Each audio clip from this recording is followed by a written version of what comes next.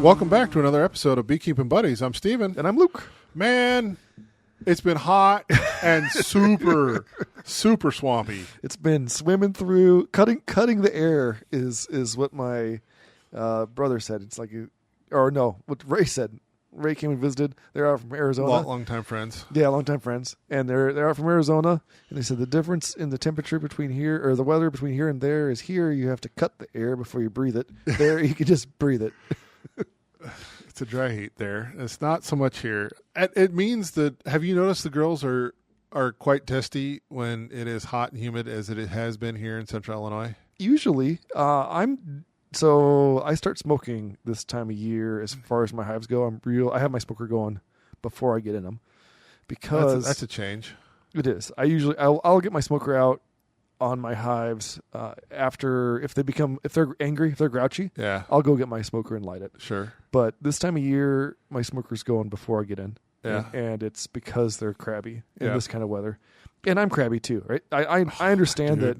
I'm sweaty, and I don't really want to be out irritated, there. Yeah. It's irritated, and so that's going to rub off on the bees. And here's my question: are you going jacket or are you going veil only this time of year? Usually, I go jacket and veil. Today, I was tired. In my last stop, I went out to a couple of hives today. In my last one, I got 90% of the way done with the inspection and realized that I had my jacket on, but I did not have my veil on. I did not get stung. But you're running your vented suit. I run a vented suit. Yeah. I only run vented suits. And they're the lightweight ones. I actually have an OG double thickness vented suits from Dedant, I think, is who originally ran them. Yeah. And that vented suit is just as hot as my single layer canvas suits. I still have that one too. I think it's on the pile to die, to go back to. I don't know, man. Garbage. Like my vented suit, which is a knockoff, it's okay, but the Velcro on the sleeves are super tired, and it gets in my way. I can't get them. I should probably just redo the Velcro on them, but that requires taking time to do that. Versus my OG Dayton white canvas suit that dates from 2008, and sleeves are still fine. I fight mold from the sweat. I'll take it off and throw it in a pile, and then next time I pull it out, it's got black mold on it, and then I got to bleach it again. That's the biggest problem I have with it. So mine is, and I like the veil on that one so much better. I've had all kinds of veils at this point. My personal favorite is like the top hat sort of round veil, gets off your face. Yeah. I currently am running a one where you're supposed to wear a baseball cap to get it off your nose. It's fine. It's just another layer on your head. It's so hot. It's just fine. It's okay. But mine's Hilco. It doesn't have the Velcro. It has like the elastic that's supposed to go up around your finger or your thumb to like keep the sleeve from pulling back. I cut those off because that elastic wears off. Kelly usually goes and my wife will go and resew some on for me. But this time of the season, it's all stretched out and worn out. And I just cut it off, get it out of the way. I had July 4th honey harvest. Since it's been a hot minute, we apologize to all the listeners out there. If you've been anxiously awaiting another Beekeeping Buddies episode, it's been busy. We had the July 4th weekend, and my brother listens. He got married.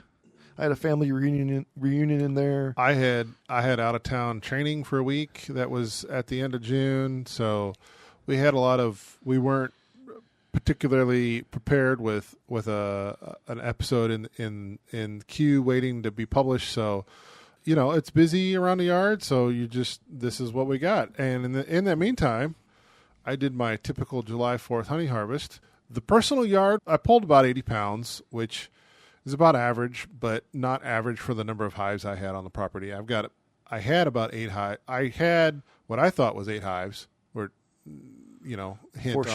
foreshadowing where this is going. And in taking what I thought was going to be another 2 or 3 supers worth of honey off of what were my 4 strongest overwinter hives, turned out they had swarmed early in the season because we were struggling with everybody swarming, if you go back to those earlier episodes in the year, and I was not immune to that. But I was okay, I get a new queen out of it. I caught one of my own swarms. the short version is all 4 of those strong overwintered hives made early spring honey in the deeps. I did pull quite a bit of that. All 4 of them basically failed to requeen. Yeah, and so at this point, I pulled honey off, and one of them was is straight up dead with slimed small hive beetle that got pulled out and set in a yard to get. Which, for those further south, slimed hives here in Illinois, not a common thing. We don't usually get, unless the hive's really, really weak and it dies and it's been dead for a little while, we don't usually get slimed frames. We don't usually get enough of a hive beetle buildup to slime our hives. Well, they can, but it's not normal. There's a combination of how soon are you going to get a buildup of honey versus how soon are you going to get an explosion of small hive beetles. And typically the timing there, they don't overlap a lot. Yeah, that's true too. In this case, the one hive is completely dead. Another one appears to be a drone layer. I don't think it's a laying worker. I didn't see multiple eggs per cell. And then another one I started tearing down thinking it was essentially dead. And one of the last couple frames I pulled out, I found all open brood and some eggs. So I don't know if it's on its... They just started... So I don't... That had to have been at least the second queen, though, based on timing of when that was. July 4th, right? Like all of June. So maybe the end of May, but probably 2 in there. Like the population is pathetic. I collapsed them down into a single 10 frame deep. Which is the right thing to do. The single 10 frame, if you don't have enough bees to protect it, this is when you run into problems, right? You're like, I have 2 deeps on and I have 3 supers on and I have 100 or 300 bees, right? They can't protect that. And then it just collapses. But I'm also like, as part of taking honey though, I hadn't been in some of those hives for at least 6 weeks because I'd put my honey supers on. As I added honey supers, like I'd pull off. Yep, population's good. You can look at the fronts. Everybody's flying. Everybody's doing good. I'm like, good enough for me, right? I expected there to be full honey supers, but the reality was they hadn't touched a super, and the early honey they brought in and packed with that deep, I basically pulled that off and then condensed anything else that was salvageable down into a single deep, and it basically made the best. If there was some marginal frames in there, I'd pull them out, set them out, let them rob out random amounts of honey or nectar that was in, if I had a half a frame of whatever that wasn't capped, I'm not going to extract that. I just let them rob it out back to the yard. So I'm missing those 4, but I still got 4 hives that are doing well. They do look like I've got spotty patterns. I do need to get on them with some vaporized oxalic acid. You're worried about the spotty patterns right now or no? Have you done a mite count on them? I have not done a mite count. Okay. I just pulled my honey supers, so, within the last couple of weeks. So at this stage, I have some that are not spotty. The swarm that I caught is not spotty. So anytime I've got some that are and some that aren't, it's an indication to me that the ones that are spotty are struggling for something. Those are overwintered queens. I just read a post on Facebook and I responded to it on a Missouri beekeeper who had a spotty pattern. It looked like a shotgun pattern, so it looked like a bad mite infestation, right? So when they get to be bad, EFB shows up this way too, but EFB and the bad mite infestation look really similar. Parasitic mite syndrome. Yeah, that's what that is. That makes it that spotty pattern, and they were also dry. So when they were talking about it, they're looking at the cells, the larva. It was not floating on a nice layer of royal jelly. So to me, that's usually a dearth signal and a mite issue. Usually more the mite issue, right? Because the huge amount of mites keeps the population low, and the population low means that we don't have baby bees, because it's the baby bees that create the royal jelly by eating pollen. All that compounds, right? So I don't have pollen, I don't have baby bees to feed my larva, and now you have nothing on that pillow of royal jelly. My personal opinion is the best way to do that is decrease your hive colony size, because you don't have the population there anyway, and then treat them. And if you're treatment-free and you don't want to go that route, I met some treatment-free people recently, and you don't want to go that route, I'm not really sure. I guess you requeen? Requeen might be, brood bake. We had always talked about one of the other things you could do. Like we're starting to push August. Next week is August, and requeening as we move into this time of year is going to be. I've had hives that have requeened late in the year. I'm talking September.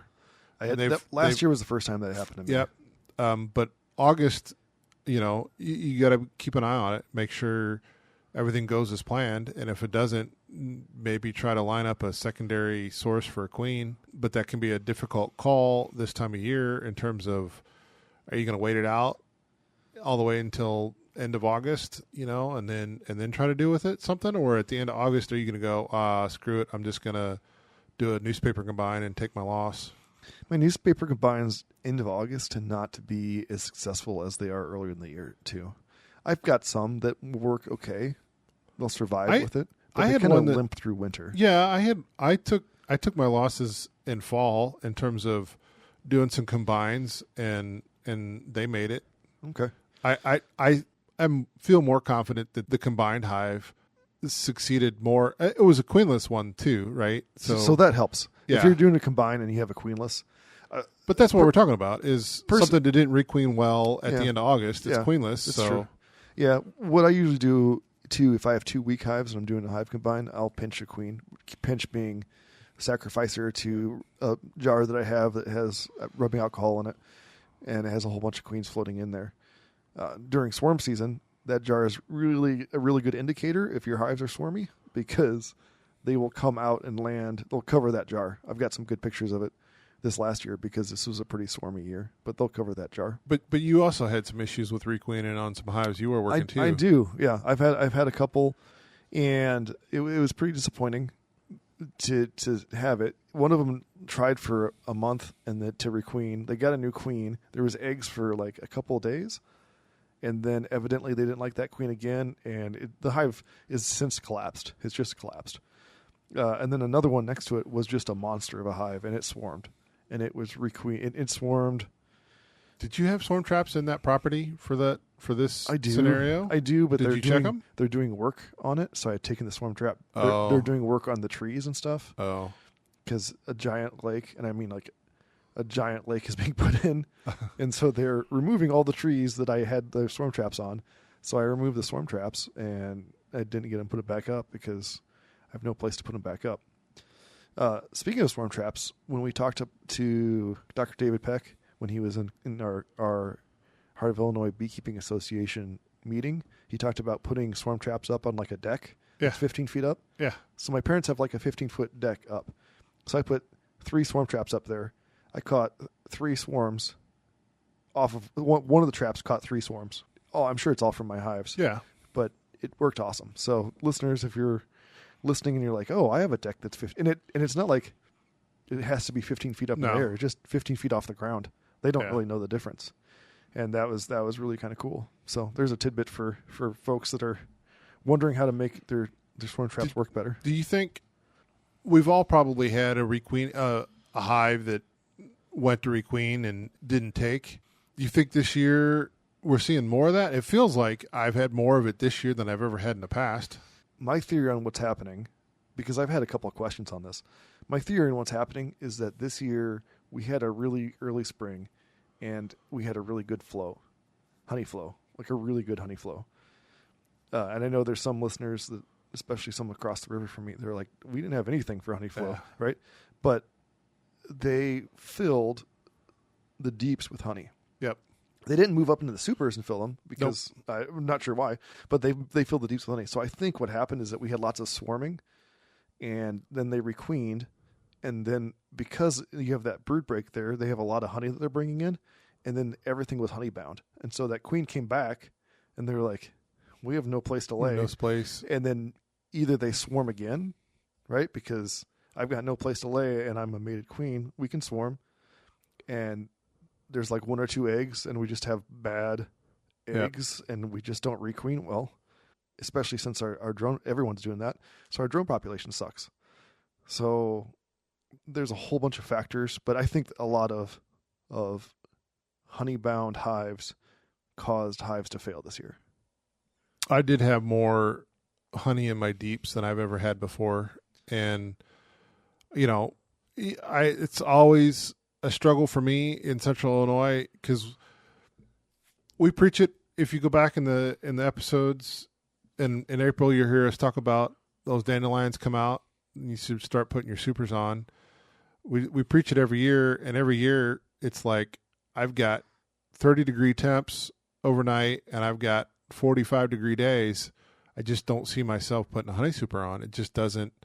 I can't mentally get over that hump. I did it this year, and I had a huge spring harvest because. And then what happened? They put all the honey in my upper super instead, or my upper deep instead. And I'm like, you look back on it, you go, well, clearly, if you had just done what you said, you'd be like Luke over here with a giant spring. And I tell you what, I tried that honey, man. I had some of it myself, and it was awesome. Now the club hives, I pulled 8 supers off of 8 hives. A super. So, and for those listening, super is just like it's called an Illinois deep or Illinois. It's an Illinois medium. Medium. That's what it is.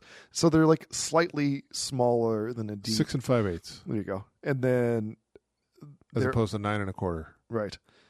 And usually we just use them for honey. Some people use them for all kinds of stuff, but and they hold about 30 pounds, between 20 and 30 pounds, depending on how well they're filled. That usually you're usually looking between 60, which means they come off 60 pounds. After extracted, they weigh between 25 and 30, depending on whether or not you're on a 9-frame and 10-frame. Which can get real heavy real quick when you're doing real heavy real quick. Hundreds of these. So why the commercial guys are using mechanical overhead hoists and or ground-based hoist equipment to move them around, because like I pulled 8 off of the club property. That was off of my personal hives and the club hives. And like you think a pickup truck with a fold down tailgate, right? Or just walk up and set up a tailgate. But the problem is tailgate ain't in the truck. You got to get them another 2 foot into the truck, and they're heavy. And up here we have real winter, which means we have real propolis, and the propolis doesn't exist just on the top of the box. It's on the bottom of the box too. So you set that propolis box down on top of a black bed liner in July 4th heat, the sucker stick. You ain't just going to slide it over like it's like you pull out a new box of, like you got them suckers sliding around in the back of your truck as you drive over to the apiary. Like I get it. But when they're 60-pound supers full of propolis, they don't slide. So then you got this like 2 foot hoist in front of you with the box out of 60 pounds. I'm like, dude, that's about all I got. And I'm getting old. All I'm doing is getting older. Yeah. The lower back hurts. And so I throw the 17-year-old up there, and I go, and I put it on the tailgate, and the 17-year-old gets to hoist it into the back. Hoist and move it. So, I ended up pulling 190-ish pounds off of the total out there that was with my personal hives and the club hives. And that's good for the club hives. Let's be clear here. If you go back, and I don't expect you to listen to all of our podcasts, but if you go back in time, our club hives used to not produce. Yeah. And Steve's done a really good job of managing that. My goal was to always make enough honey off of the club hives so that at selling at roughly $10 a pound, you could then reinvest, like they would pay for themselves, right? If I had 40 pounds at $10 a pound, that's $400. With $400, I can buy a couple nukes. I can buy replacement equipment, right? Like that's a budget for me to maintain 2 to 3, maybe 4 hives indefinitely, and pull honey and make it a zero cost to the club to maintain as an educational tool for the new beginners that are part of our club. I think that should be a goal for most hobbyist beekeepers too. Like just now, if that doesn't have to be your goal, but it's my opinion. It should be able to pay for itself. I know one of my students I've been working with for the past 2 or 3 years now. She pulled 60 pounds, 90 pounds, 80. It was 100 pounds. It was 2 buckets off of her 3 hives. Super excited about it. And she got home and extracted it, and she was like, "Oh my God, I have all this honey!" And so then, like, immediately wanted more hives because for the first 2 years she struggled with some failures. She was running some horizontals that didn't do well, and she caught EFB out of the blue. So like struggled at the first, but then boom, she's got 100 pounds, and now she's super excited, and I can finally market it. It's like she gave the first stuff away to friends, and I'm like, look, that's $10 a pound. I'm like, your husband might be giving you crap for the not 10, 15. 15. I'm selling mine for 15, but the math is easy at 10. Yeah, it is easy right? at 10. Yeah. So, but no, I'm selling mine at 50. A quart at my house is $40. See, mine's still 30. I need to raise the price. But you know, that's 2.8 pounds. You call it 3 pounds, it's $45 at $15 a pound. So with the glass jar and everything, it's $40. You know, and so she's super excited about being able to sell that and recoup her cost of 3 years of beekeeping with, you know, that's roughly $1,500. I'm like, there you go, bud. You've recouped all your initial investment. It only took 3 years, but you know, at that point, at what point are you 3 years into a hobby and make all your money back? Yeah, very rarely. And I did pretty well this year. I haven't actually sat down and weighed everything to see how much we made. My guess is we're at 1,800. I've got probably another 150 pounds that I can pull. My goal is to break a ton. 2,000 pounds, yeah. Yeah. I know you had a ton of buckets. I was asking you, like, hey, you finally stepped up to a proper bottling tank or holding tank, 35-gallon tank or something, and I was really surprised to hear that you were. I'm still going out of the buckets. Still in buckets, and I was in the honey house when that was one of our other speaking points. We had an on-premises bee club meeting at the old Riverview Road apiary, which is kind of unique. It's probably one of the, other than our field day event, that's the first time we've had the club sitting around in the yard in lawn chairs. Listen, I really did like the fact that with my prodding, we had bought you a Bluetooth speaker setup because you had this idea that, hey, I could stand outside of a window and do demonstrations outside of a window for people who didn't want to be close. And I'm like, well, they're going to need to hear you inside, so you'll have your wireless and then the speaker will be inside.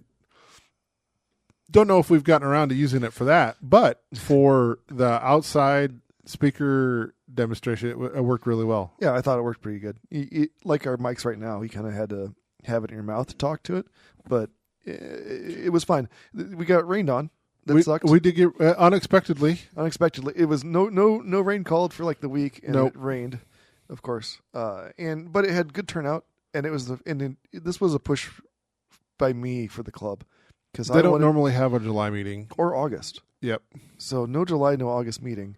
And there's a gap there. Perfect timing to talk about mite treatments, which we did. And one of the other things we're doing right now is, I talked about my spotty patterns earlier, and I mentioned doing some OA treatments, but I know you're really, now that you pulled your supers, you're really hitting your OA, your oxalic acid treatments hard as part of your late July treatments. What's your current vaporized oxalic acid treatment regimen looking like? I do there's Dr. Jack Carmen, I believe. Dr. Jack is probably, that's not his last name. Anyway, there's a study done that showed the actual application amounts that you can use that are effective for controlling mites, and it's 4 grams per box. And the dosage time frame needs to be between 5 and 7 days. So I changed my dosage last year to do this. So I went every 7 days, 4 grams, and I did 4 doses because that actually covers drones as well. It's probably overkill, but my mite count knockdown was huge. According to the calendar, there's a mite calendar, rural mite calendar that you can look up on scientificbeekeeping.com. Yep. So according to that, in our area, it's like August 12th. It's when they start raising winter bees. So if I get my mite counts down, Dr. Cameron Jack, that's his name. Anyway, if I get my mite counts down before then I should have healthier bees going into winter. So that's what we do. We do basic, and I like to treat per box if I can. So you'll see some of my boxes have holes drilled in the back. They propolize those closed almost immediately after using it. You're using the vaporizer that has the little 1/4-inch nozzle on the end. Yeah, it's like an oxy vape. I stepped up to the one with the batteries. It's a battery pack, yeah. Battery pack. But the point is, it's not the flat glow plug on a stick that you stick in the front of the hive. It's more of the original one was like $1,500, but it heats up super quick. A treatment per hive is like 10 or 15 seconds per hive instead of having to wait for it to heat up and cool down for a minute and a half. You still have to wait for the initial heat up, and then once it goes, but the cycle time's way faster. Yeah. So and I can do my whole main apiary, about 100 hives. It'll take me basically 2 afternoons to do that. And I say afternoons because when it's 100 degrees outside, I don't care if I'm just holding a battery pack. I'm still suited and it's hot and it's not pleasant. So if I was doing this as a professional, like super professional, I'm sure I would just suck it up and get through it.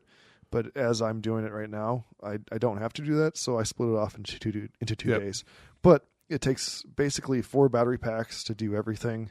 It's a really good, neat little setup. Well, to do 100 hives. To do 100 hives, yeah. To do 100 hives. And so today I did my route around my other customer hives.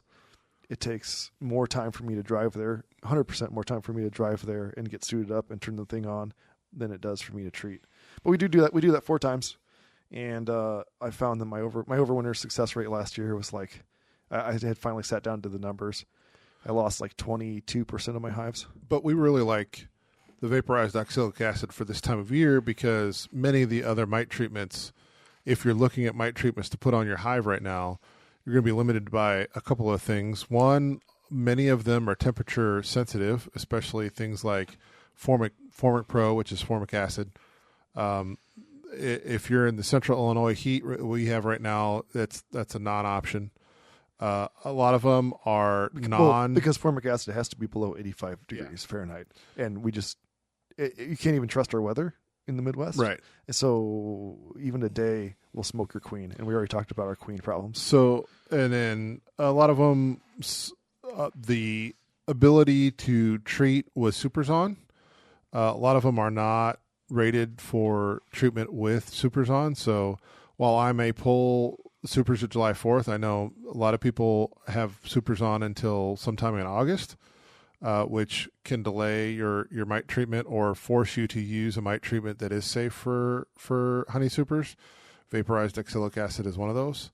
So that's why it's one of our favorites in terms of, plus the cost per treatment is super duper cheap. Like assuming you're not looking at the cost of the actual vaporizer as your equipment cost, the actual usable cost of like the few cents of oxalic acid, powdered oxalic acid that gets vaporized is super economical. So the powdered oxalic acid costs right now, it's like 20 cents per powdered oxalic acid dose. And then my vaporizer, I just looked it up, is $550 for right now. That you can buy one for $550, which is a decrease in price over time. Significant decrease in price. And then the battery packs, which are... But if you've got a DeWalt tool anyway, right, you're using the same pack. And so what I figured out is over the past 3 years, it decreases every year. Right? Sure. On the how much it costs me, but I'm down underneath $1 per dose per use, yeah, per colony, right? And that's... Well, I mean, you'd be underneath that in 1 year in terms of if you've got 100 colonies and you're using it like three or four times. That's like 400 treatments, and it's a $500 tool, so that you're already So usually, like in the commercial world, right? You're looking at a 3-year depreciation cycle in terms of equipment that you buy for a commercial business, right? So if you want to amortize that piece of equipment over 3 years, right? Like you're looking at a quarter a treatment or something. Like it's significantly less than one of the other options we're going to talk about here coming up in a minute. I also understand that you volunteered to open your apiary up to the USDA, who was looking for volunteer beekeepers around the country. So this is not just a local thing for the National Honeybee Survey. And I guess they're working with various entities and various, I mean, we've got our Illinois bee inspectors specifically, but I know not all states have the same program, but I guess USDA is working with those inspectors to find beekeepers to volunteer to have their hive surveyed.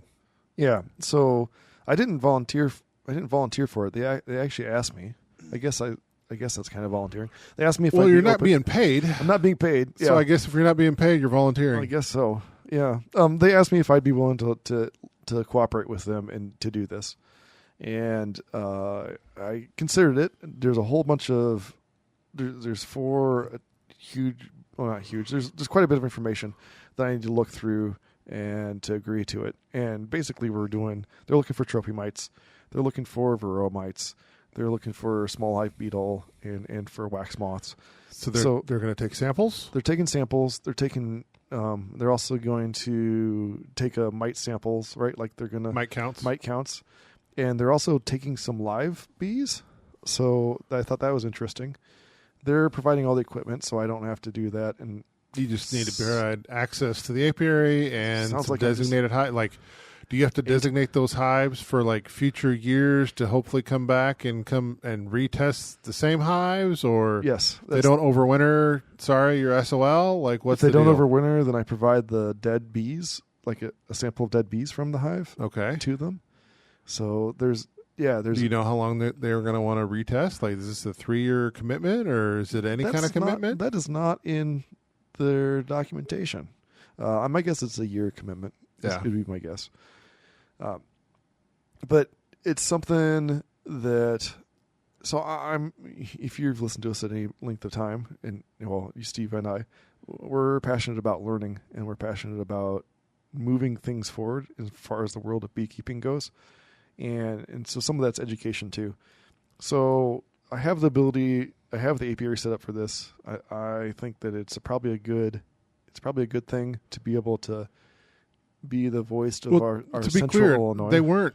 They're not looking for like hundreds of samples in terms of a beekeeper with hundreds of hives. It sounded like they wanting like 8 hives or 8 something. Hives. Like this isn't. Yeah. This is well within the reach of some decent hobby beekeepers, right? So if you're interested in wanting to participate in that program, you can go online and find it under the USDA and see who you need to contact to see if you want to volunteer to. I think you have to be selected. I think they have to reach out to you, but I don't know. I mean, maybe you can. I'm not going to tell you no, right? But I think you have to be. I was because asked. I know there's other honeybee surveys. I mean, I get hounded every year to turn in loss rates and Absolutely. How many hives I have at the start of spring. How much honey you have, and how much. Is that a honey you USDA sell. survey? Or is that Illinois Department of Agriculture? That's an ag survey, right? And they when you say hounded, they send you a thing in the mail. They'll send you a reminder in the mail, and then they start calling you. And they will call you. And they will call you not once. They No, will call you and tell you. And this is not an robocall. This is like a little lady on the phone who really wants to ask you just a couple of questions about your hives, which takes about a half hour. The couple of questions. He's not wrong. It takes about a half hour, and you're randomly selected. I was randomly selected every year. Yeah, every year. Yeah. Until one year, I told them, I said, your random selection is not random enough. Please do not randomly select me next year. And they didn't select me last year. So now that I've said that, they'll probably call. And I've got decent. There's probably somebody listening going, we'll put him back on the list. Yeah, he said he gave us his permission. Great. In the news is where we talk about things that are new for beekeeping, and new for beekeeping this year is a new mRNA treatment for bees. This is an EPA-approved treatment called Norra. It is a liquid feed. It comes in a bag, much like you might find for Healthy Bee. I think so. It's a bag. So you'll see people use bag feeders for winter, or spring, when they punch the holes in like a. I thought that was the hardy bee, healthy bee. Healthy bee? I thought there's people that make their own. They just punch holes. I thought they just bought the bag of feed. Oh. I don't know. I've always made my own. No, this is a thing. This is a product you can buy. All right. It's a bag. It looked exactly like your Norra bag, which is when you held it up, I thought it was the heart healthy bee. So I thought it was like a treatment. You buy one of those and then like you drop something into it. Yeah, like a little vial, and you inject the active ingredient into. Right. No, so I've used them. So I used them in the spring on a couple of hives for the 18-month like mite knockdown stuff that it had. Unfortunately, 2 of the hives, I actually got the test results back. Thanks, Amber, if you listen to this. Thanks for getting me the test results back. But I got 2 test results back on those hives, and both of them had EFB. They since have died and have had all their frames burned. One of them I was pretty proactive about when it did nothing for a long period of time. And so those got destroyed. The other 2 are doing super well and have always done super well. So I only used it on 4 colonies, because it does cost quite a bit. We talked about some of the costs that go in the different mite treatments. And the mite treatments either kill bees, or this one we said, right? We already said it. It's a RNA thing that actually stops the mites from being able to reproduce, makes them sterile. It has a specific active ingredient in that called something. Vadescana, Vadescana. So that makes the mite that goes into the cell unable to reproduce, and so they only can go into 3 or 4 cells before they die. And so if you can make them sterile, so their reproduction line is flat, that's a thing. Now, it took 10 years. I've read up on this before it came out. They'd been testing it for like 10 years. So it took it 10 years to get out to market. And Man Lake must have had a hand in helping them fund that to get to market, because the only place you can buy it is via Man Lake. And it requires 2 treatments. It is like we said, it's a mRNA feed. Supposedly it probably is more effective at cooler temperatures, probably, but it does have 16 to 18 week coverage, what we were reading. And like I said, I'm trying it. I'm not worried about the mRNA or RNA portion of this. It's been tested already. I'm not worried about that.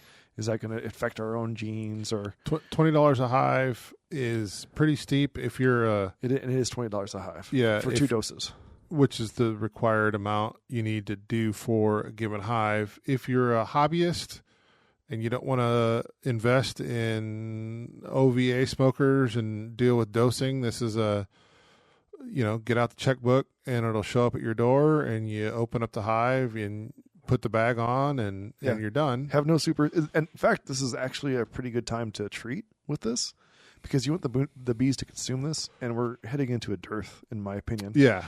So you want a dearth. You want, and they take about a week to drink it down. They have no issues drinking it. So I used it earlier in the year.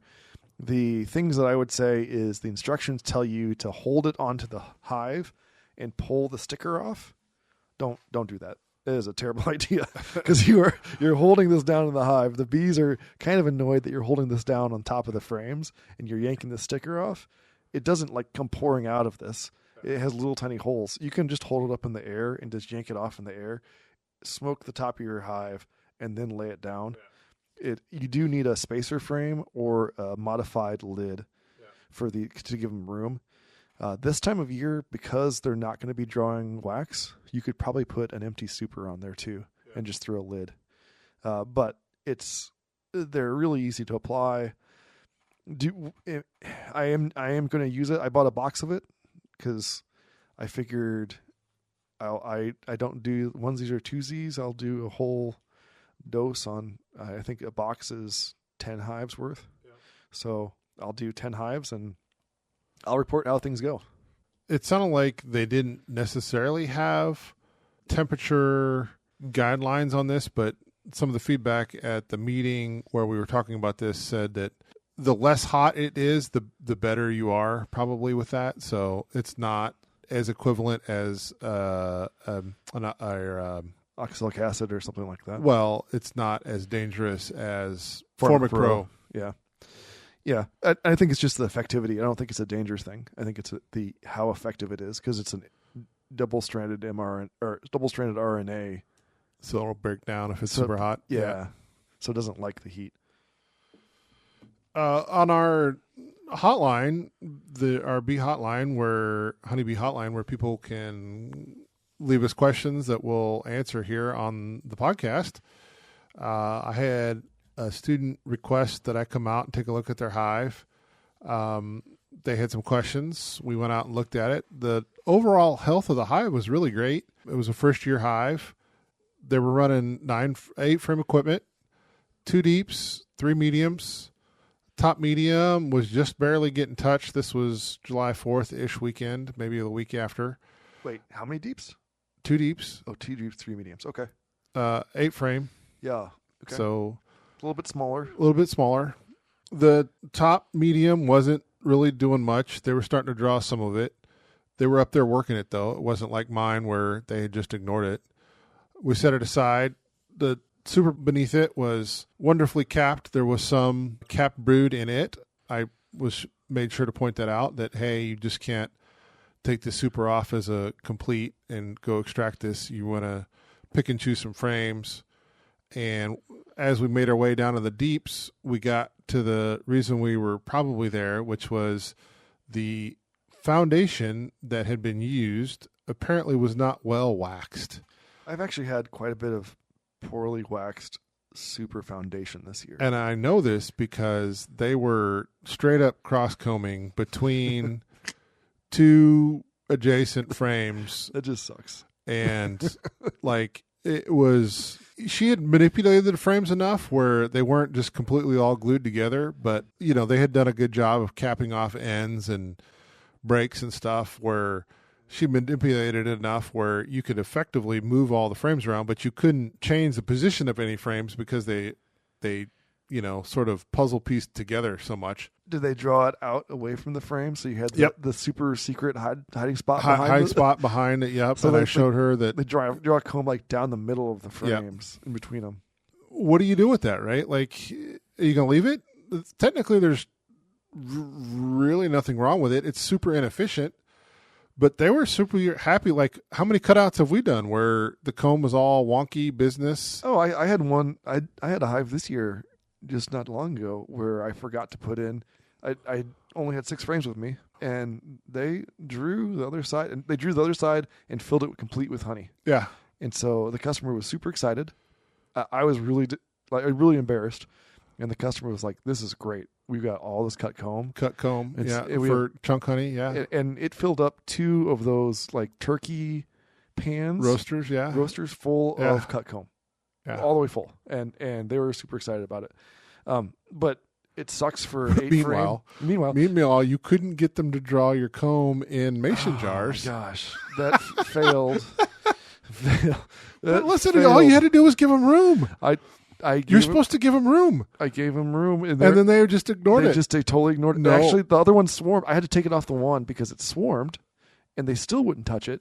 So I moved it to another one. But I tell you what, put half the frames in a box, and you will get all the wonky comb you want. Yeah, all the wonky comb that I could ever shake my head. Shame. I felt so shamed having it out there too, and it was beautiful. Like it was perfectly white, beautiful new comb. It was, and it's super hard to handle, right? Because it's so soft. It was, but we'd done enough cutouts that one of my guys was sitting there watching me, and I was like, okay, so this is how you have to cut this because this frame is connected to this, and it's going to be connected to the wall here. So you have to cut here and here. And then, so you do, and then I was like, when it worked. So all of our time doing cutouts has paid off, but yeah, it's really annoying when they don't use the frame. The biggest problem I have with it is that's expected. I move my frames around, right? Like there's a reason why I'm using Langstroth hives, yeah. Langstroth framed hives is because I'm doing frame manipulations. I'm moving stuff around. And you should. Like, I think it's part of beekeeping in a Langstroth hive, right? Like, if you want to keep in something that's not a Langstroth and you want to go use a different method of beekeeping and you're not Langstroth, so be it. But, like, the reason why beekeeping in Langstroth works so well is because it has an interchangeable, swappable frame that allows you to do frame manipulations for what I would call more effective beekeeping. Well, and I think part of beekeeping is balancing your hives. Like, if you only run in two or three hives, all those hives, you can move those frames around and balance those hives within your yard. Now, if one is sick, right? Yeah, don't move it out of there. Well, that, and you're going to just keep throwing resources at it, thinking it's so you need to reckon.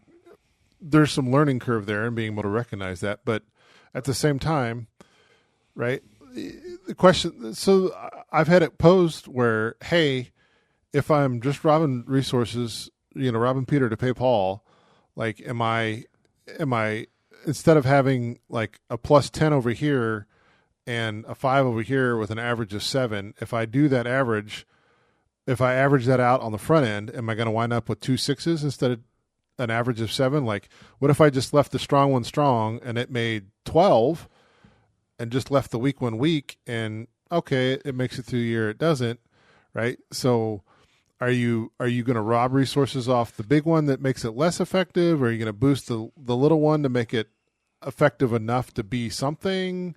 It depends. There's a depends in there. There's a what's your goal of beekeeping, right? Yeah. And if you're the guy, because we were talking pre-game show about how there was a guy who was just taking every single drop of honey and giving away the bees. Stopped to talk to me, and that was just here. He raised bees for honey. For honey, period. So it depends on what your goal in beekeeping is. If you're like most hobbyists, where you have an interest in having hives and maintaining those hives and having them over, it's a success for you to have them over winter and not have to replace them, then you probably need to be doing active balancing things to try to ensure best survival of all the hives. Well, here's my point with that guy too. He will never have spring honey. You can't. Here in Illinois, in order to have spring honey, you have to have an overwintered hive. You have to. That's the only hive that has enough population for flyers to actually have foragers en masse to pull in a good spring honey. Right. And really, that spring honey. Are you marketing your spring honey as a? I don't. I should. As a unique price plus product. I don't, and I should. It's delicious. And do you reserve the spring honey for personal supply that doesn't get sold? Absolutely. So that's what I do. I still have a couple of pounds of last year's apple honey that came specifically from our apple trees that tastes like apple that I won't sell. That never made it doesn't make it to the table. Yep. Nobody can buy it. If you're a close friend, I'll give you some, but otherwise, sorry, you're not going to taste that because it's delicious. And it's limited. And now my spring honey, I have a lot this year, and I should have price pointed it at $20 premium. Yeah, $20 a bottle. My 17-year-old that works with me, he sold his at $20 a bottle and got no kickback at all as far as like, hey, this is real expensive. Yeah, it was people that looked at it and bought it and said, oh yeah, that's totally worth it. I had my little Mexican grandma come by this year, like this past weekend, and I thought I recognized her. Brought the presumably daughter who speaks the good English. She bought 2 quarts of honey, and I'm like, aren't you the one that wants the cut comb? She's like, yeah, you got any? I'm like, I got some. I'm like, how much you want this year? And I'm selling my 1 pound cut combs for $20. But she'd already bought $80. She bought 2 quarts. She took a light and a medium, a spring and a summer for 2 different flavors, and I had to try to explain what the difference was there. I don't know if I did a real good job, but she took 2 different flavors, and then I still have a ton of cut comb left over, and I know she's one of my returning customers for it, and I was like, you know what? I'll throw those in. You have 2 pieces. That's your last $20. You spent $100, and she's like, oh, you got eggs? I'm like, I do have eggs. She's like, I'll take a dozen eggs. I'm like, you can have like $4 worth of egg. I got buckets of eggs sitting on my dining room table right now. I can't get rid of them. Right? I meant to call you before you came over to get some eggs. Oh, dudes, you swing by. I'll swing by. You should. I'm going to be out there tomorrow. I was gonna say, you stopped by and picked up the BVAC. You should have just came in and got some eggs. So anyway, I'm like, you spent $100 with me, you get a free dozen eggs. Like it's $4. Like technically, I'm charging $4, but my cost is, pennies at this point. One of our other questions we had this week was, how long is our flow gonna last? Which is another way of asking, when does the dearth start? Which in central Illinois, typically after our honey flow stops, we have a dry period in which it gets super dry and super hot, which is mostly now. Out and around. Usually dry. Right now it feels like, usually it's like a dry heat. We actually don't have this much humidity. I don't remember having this much humidity in the past. Right now it's really like a swimming pool outside. It's not raining. It's just painful. Like every time I walk outside, I wear glasses. Every time I walk into the house, like granted, I do not run this. I am not running my house at 65 degrees for an air conditioner. I walk outside out of what feels like a perfectly comfortable, cool house, which is technically about 75, and my glasses will fog up. Yeah, mine are too. Mine in between when I was driving around today, it was enough. You get out of the car, yeah, like you can't get the car cold enough to be like what people would think is be refrigerator temperatures. Like you can't get it to be 65. You get out of the car, glasses fog up. Yep. It's that wet outside. Yeah, and so, but it's not raining, and so we are. No, it hasn't appreciably rained in a week and a half. Yeah, I mean, I got maybe like 400s. About the. And even the one we talked about, we got rained on during our presentation. It wasn't. It was enough to be annoying, but like it didn't account to more than probably 1/8 of an inch. Right. So it's not raining, and so because of that, the plants stop producing nectar and pollen. Yeah. And our clover starts to dry out. That's the issue. So usually when I say when's at the end of the flow, you ask me when's the end of flow. I will say the end of flow is when Dutch white clover stops producing, and usually Dutch white clover stops producing when it gets hot and dry. Yeah. As long as you have decent rain, I'm talking half inch a week ish. If it averages out to about a half inch a week, you can keep the white clover blooming. In my yard, white clover will continue to bloom all summer if it has the moisture. But if it dries out where you haven't had appreciable rain in a month, which is not atypical for central Illinois, that white clover will dry up, and once the white clover dries up, they get no more nectar source. You're done. Well, and I'm down by the river, and usually I have purple loosestrife that kicks in right now. It's starting to bloom right now, and so I don't see the hard dearths that everywhere else sees. Unfortunately, before this happened, we had tons and tons of rain, and all over like a 3-week period. Yeah, and that tons of rain brought the river up for an extended period of time to where it killed the loosestrife. So now I have no loosestrife, no purple loosestrife in the river, so I don't have that flow. So I'm actually seeing dearth behavior kicking in right now, which is robbing and real aggressive to small hives. If you crack a hive, like the defense, everybody's on super defense. Everybody comes up to the tops of the frames. If I pull a super off another hive and get all the bees off it and set it out in the truck, and I don't get it moved in cover, it'll get robbed out. It'll be covered in bees in 5 minutes. Yeah, and they'll rob it out fast. They'll take it back to the hive and steal back the honey. Droning on is our segment where we talk about what's going to be coming up in the next 2 weeks or so around the yard. I know you're probably moving some hives back out to the buckwheat guy. The buckwheat guy is going to be doing it again for another year. Yeah, they bring it in. They grow buckwheat specifically for the ducks, and it's a hunting hunting waterfowl thing. Yeah, and so the ducks like the buckwheat because the seeds float and they nibble on the seeds. They usually have a bunch of corn, so they plant all the buckwheat kind of in between the corn as well. It also is a nitrogen fixer because it's a legume, technically. So I brought 6 hives out there before.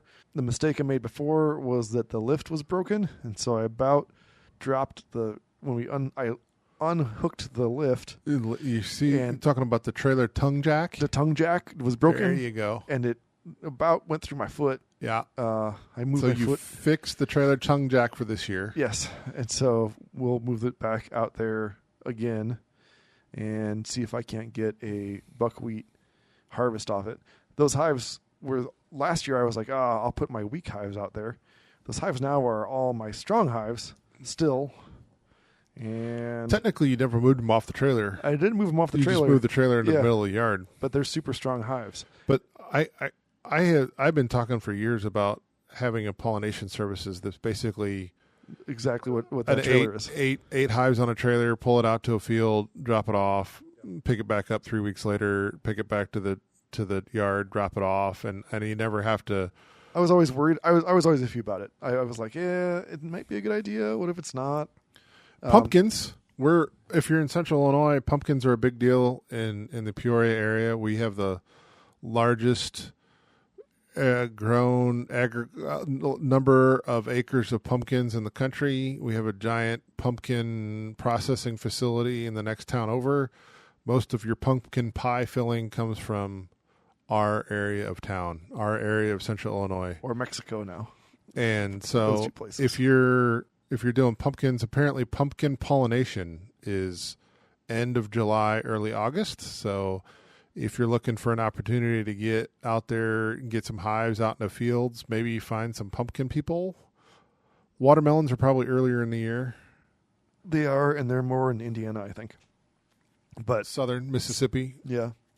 But yeah, the pumpkins are out there, and apples were out there too. I just didn't reach out to anybody to do pollination services because I'm not really sure why. It might be an option moving forward as you refine, as you find where your strengths and weaknesses are in your business as a sideliner. Yeah. It sounds like from our discussions we've had pregame that you may have an opportunity to revisit where your strengths and weaknesses are in the business in terms of available labor and what makes sense in terms of time best spent. I know one of those items was, did we talk about your festival booth? We didn't, no. So we had Rivers and Rails Fest here in Chillicothe, Illinois.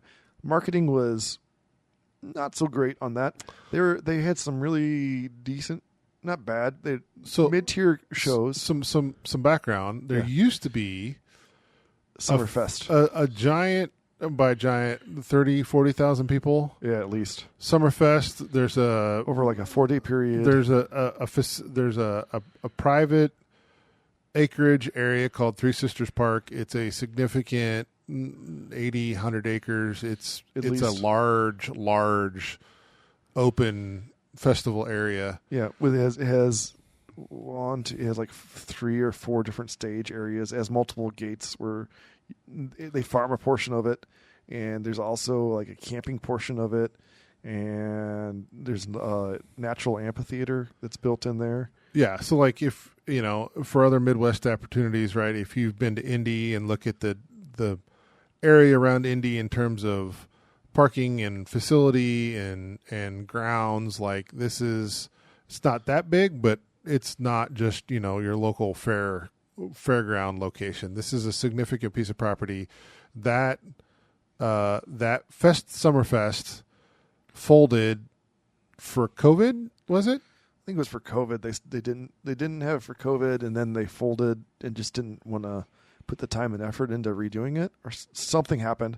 There was drama, as there often is in the entertainment industry, and they stopped. They were attempting to relaunch a music festival. I think this is a different festival. I think this is totally different people, not tied to. No, to the point is the gathering. This event, this festival was intended to be in the same vein. That's true. We brought in significant. Daughtry was there. What were the country people that were there? I don't really know. Country was a rock. Daughtry is a rock. They had 2 group. days of country music, and then 1 day of rock. Yeah, is what the festival. But this wasn't like C tier. Like they had some real headliners that showed up. They also had so it was $10 for parking, and It's pretty reasonable considering $125 parking for soccer FIFA? World Cup Yeah. games. So it was $10 for parking, and you had access. They had a carnival that they brought in, so like just a normal carnival that you'd see. Yeah, And they had some vendors and some food trucks, and all of that stuff was free. You could get into that portion. Oh, and then they had a stage for local performers, which one of the local performers were they're just going to be freshman college kids. They were fantastic. doing covers of Like they did like Brown Eyed Girl, like Van Morrison, and they did all kinds of covers. But they were awesome. And there were some of those bands were really good. How this relates to beekeeping, though, is Riverview Road Apiary signed up to have a booth to sell honey lemonade and honey products. Well, it was. I've always wanted to sell honey lemonade. Honey lemonade, if you haven't had it, fantastic. You can make it. I'm not going to tell you the recipe that I've got because Secrets. Yeah, and but anyway, if you're looking for a use for your honey and you like lemonade, honey lemonade is like drinking lemon meringue pie level of deliciousness. And I wanted to learn the process, right? Because I'm a learner person. I wanted to learn the process of what it takes to actually be able to sell like a honey lemonade at A festival. or wherever. It is a process. It is, and like how much lemonade do you make? And we have like a big band and a big concert venue like this, and they tell you that they sold 20,000 tickets. That's a lot of honey lemonade, but you kind of have to prepare. I mean, you've always heard the horror stories about, $15 waters at everywhere. FIFA has 15, like Chicago Cubs. I'm thinking the music festival. Oh, Woodstock? Yeah. And modern Woodstocks that are just a nightmare, right? Yeah. So I had a quality product, this honey lemonade I worked on for months to get the ratios right and the right amount of ice and everything. I ordered all the cups, all the stuff for 20,000 people. I expected about a 4% sales ability to sell it to about 4% of the population that was there. And I sold to 4% of the population was there.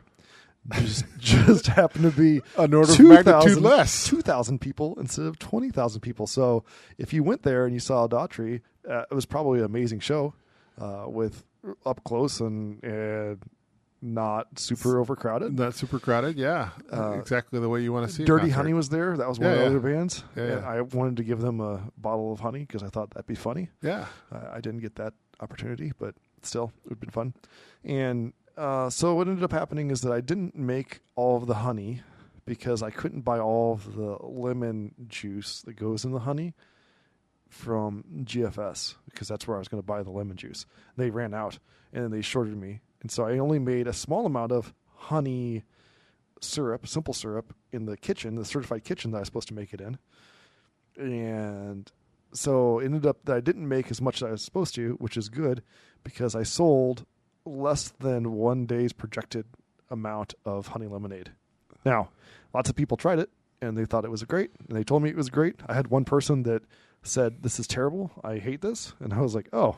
And she's like, "I hate honey." And I'm like, "Oh, well, you are not my audience. I don't know why you came and tried this, but I appreciate you trying the product that clearly says honey lemonade on it. Like this is not a fake. This is not like just lemonade that we make with honey. Like this is properly marketed as. It was tart. It was on the tart side.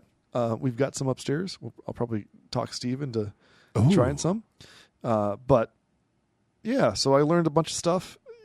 One of the things was you have to 10 days before you do something like this, you actually have to go to the health department and sign a waiver, and not a waiver, but it's a $55 fee to be able to make this, to serve something like that. Is that specifically a 3-day cold, like a not hot food product, or nope, like what? You could do hot food products too. It's just so if I showed up with my pizza oven, non-certified kitchen.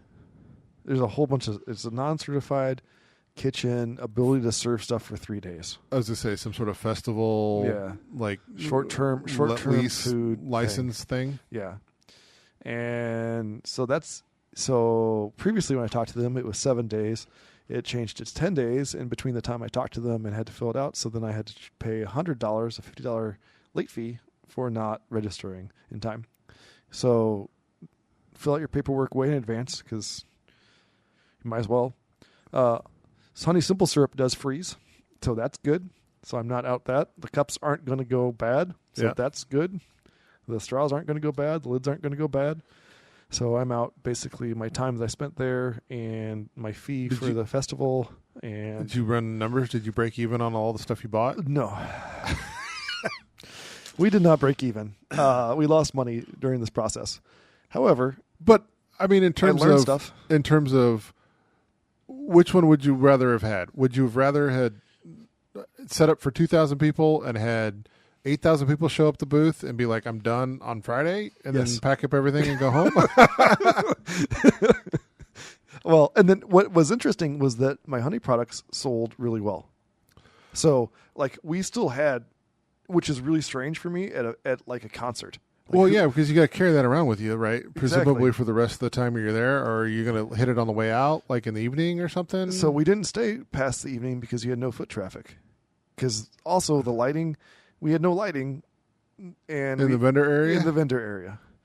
So, again, this is the first year. There's some learning growth experiences. I definitely remember, like, the row of food vendors at the carnival as a kid definitely being lit up with all of the lights on the front of the funnel cake place and the turkey leg place and the fried butter place and the popcorn place and the pretzel place and the this line of vendors would definitely have been lit. Yes. But not so much at the festival. Not so much at the festival. And they did have lights that they turned on at like 10 o'clock as the venue closed. Right? And people were leaving? And so that people could see their way out. Is also like legitimately about a half-mile walk from parking to, like I said, the location. This is big property here is significant. It was a half-mile walk for the people to get from the parking to the location, and they would bus people in on like a hayride thing. And the hayride thing was letting them off. Well, our first 2 days, the hayride thing was driving past our site about a quarter mile and letting them off near the food vendors, where we relocated to on the third day because I said, well, and because it wasn't written out where we're supposed to be, I said, screw it. If that's where the people are letting people off, we're moving our stuff there. So we tripled our sales or so by moving a quarter mile. Now, it was a pain in the butt to tear everything down and move everything, but it wasn't bad. And our honey sold well. And the other weird thing is that we brought spoons for tasting, and a number of people bought a bottle of honey and like 5 spoons, or bought like 2 bottles of honey, like a spring and a summer, and bought 5 spoons. And that was their tasty treat as they went in and ate. Like they ate the honey in a group of like 5 or 6. And I was like, you can do whatever you want. That's fine by me. So they were excited about it. Straws always sell good. If you are not honey straws, if you're selling at an event and you're not selling honey straws, you're doing something wrong. You're just buying. It's a commercial honey straw thing. You're not trying to package your own. Yeah, I sell for 50 cents each. They cost about 25 cents for me to bring in. Venmo, digital sales versus cash. Most of my sales were credit card, and I can accept credit card on my iPhone. So most of it was iPhone transactions, credit card. A small amount was cash. I still had plenty of ones and stuff with me because, again, I was expecting a much larger crowd. Yeah. And the overall takeaway is people are excited about to talk about honeybees with you. And to be clear, you weren't just there. You didn't just use the opportunity to sell honey lemonade. You were also willing to engage the passerbys in beekeeping discussion and talk. Oh, absolutely. That's probably my favorite part of sales. I wouldn't go to them if people didn't stop and talk to you about beekeeping. So and they have there's some weird things that people think, like weird things. mostly you got to kill the bees to get the honey. Yeah, that was the worst one. Like one guy is vegan. It was super strict vegan, and he asked me if I was ashamed that I had to grind my bees up to get to strain the honey out of them.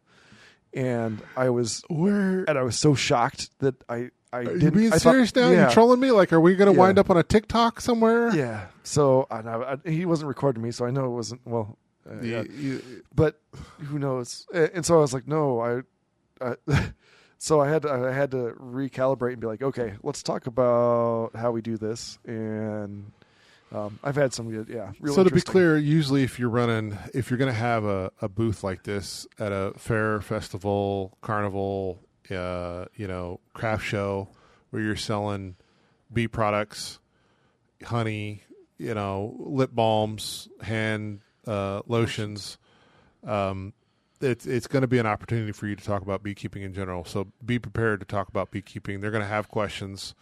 This is not just some place that you're going to set up with your printed T-shirts and like have a conversation about T-shirts, right? Like it's not like you go up to a vendor and start asking the vendor about how great their T-shirts are. You bought your T-shirt and you left, right? For beekeeping products, you're going to be engaged in conversation about beekeeping. So be prepared. Yeah, and if you really want some more stuff for that, you can go to the U.S. has a national honey board. I think it's like honey.com, and you can order a kit and you have to pay for shipping, but it has all kinds of stuff for kids, and you get stickers. You get a roll of stickers that say "I love honey," and it's a whole bunch of stuff. It's totally worth getting if you're going to ever be vending stuff. It's a thick booklet. They send you a whole box. It's totally worth buying. And yeah, and the other thing is that you can market the other things that you do. So, like if Steve went right and he was selling stuff, he's got eggs and hey, I sell eggs, and I have I didn't. You don't have alpacas anymore. I'm like, you have alpaca fur for a while, but you do have goats and goat milk and stuff like that. There's other ways you can market your stuff even if you don't have it there. So we do honey tasting. We market the honey tastings. We market the hive management services and all the other things. All right. Well, this is the end of the show again. We thank everybody for listening. As a reminder, there might be a Patreon floating around there if you want to support us. There's always that option. And remember, every beekeeper needs a buddy. We hope you found one of yours right here.